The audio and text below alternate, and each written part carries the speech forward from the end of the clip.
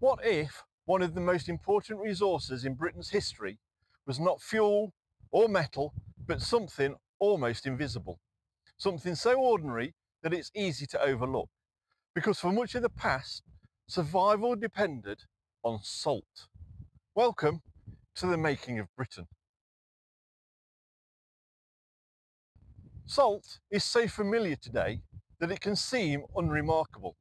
It sits on tables, is added to food, and is rarely given much thought.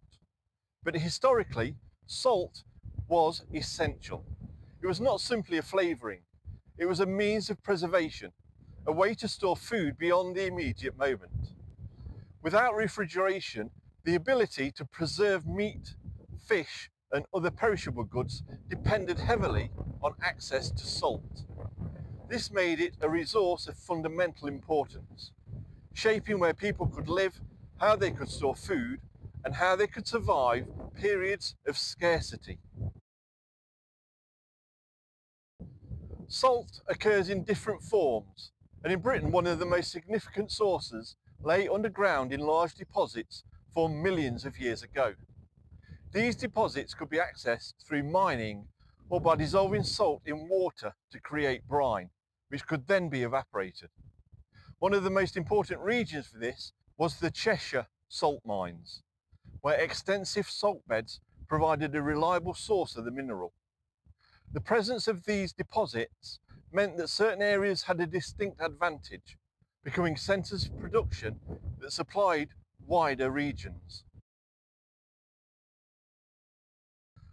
Salt production in Britain dates back to prehistoric times. Evidence from sites such as Droitwich suggests that brine was being processed into salt long before the Roman period.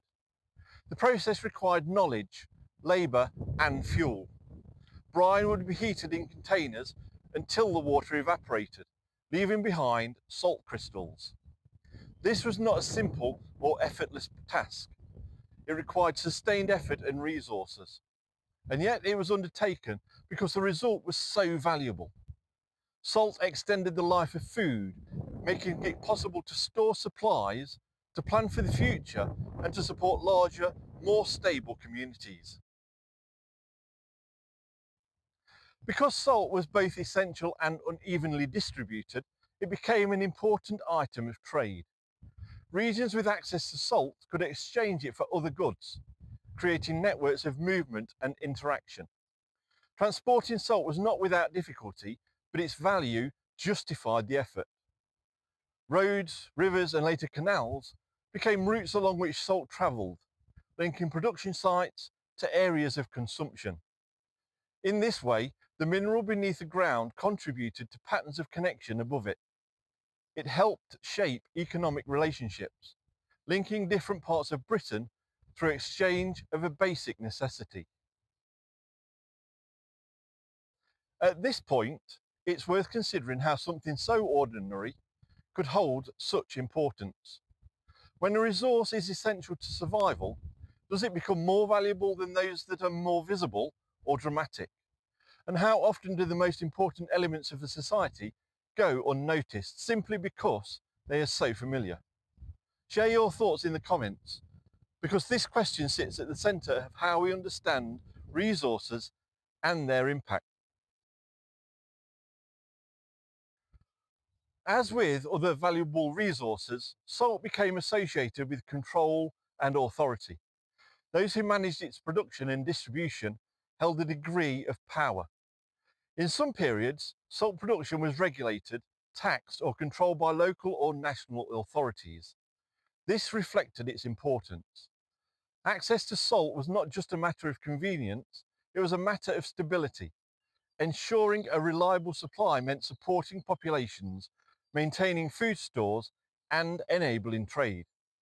The management of salt, therefore, became part of the broader system of governance and economy. Salt production shaped communities in much the same way as mining or quarrying. Towns developed around sources of brine or rock salt, their economies tied to extraction and processing. The work was often repetitive and labour intensive, involving the handling of brine, the maintenance of evaporation processes, and the transport of finished salt. These communities were connected to wider networks, supplying regions that depended on their output. The presence of salt influenced settlement patterns, drawing people to places where the resource could be accessed and used. From a modern perspective, the effort involved in producing and transporting salt might seem disproportionate to its apparent simplicity. But within the context of the time, it made sense. There were few alternatives for preserving food at scale. The ability to store supplies could mean the difference between stability and scarcity. Salt was not optional, it was necessary. The systems developed to produce and distribute it were responses to that necessity. They were practical solutions to immediate challenges, shaped by the resources available and the needs of the population. Over time, the role of salt began to change. Advances in technology, particularly refrigeration, reduced the reliance on salt for preservation. Other methods of storage became available, altering the balance of importance. Salt did not disappear, but its central role diminished. The communities and industries built around it had to adapt, finding new purposes or declining as demand shifted. This transition reflects a broader pattern.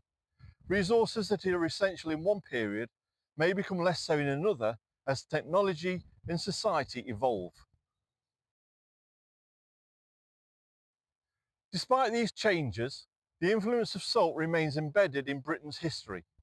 It shaped settlement, trade, and survival in ways that are not always immediately visible. It's a reminder that not all important resources are dramatic or obvious. Some operate quietly, underpinning systems that allow other developments to occur. Without salt, many aspects of life, from food storage to long-distance travel, would have been far more difficult. Its importance lies not in its visibility, but in its necessity.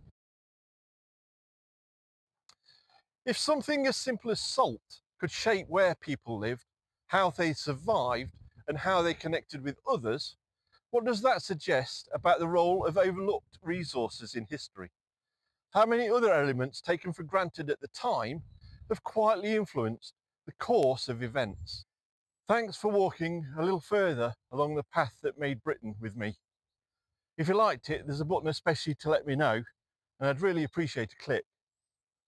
If you subscribe, there's a whole back catalogue of videos like this for you to enjoy, including this one, chosen especially for you by YouTube. Have a look, they think you'll like it, and I'm sure you will.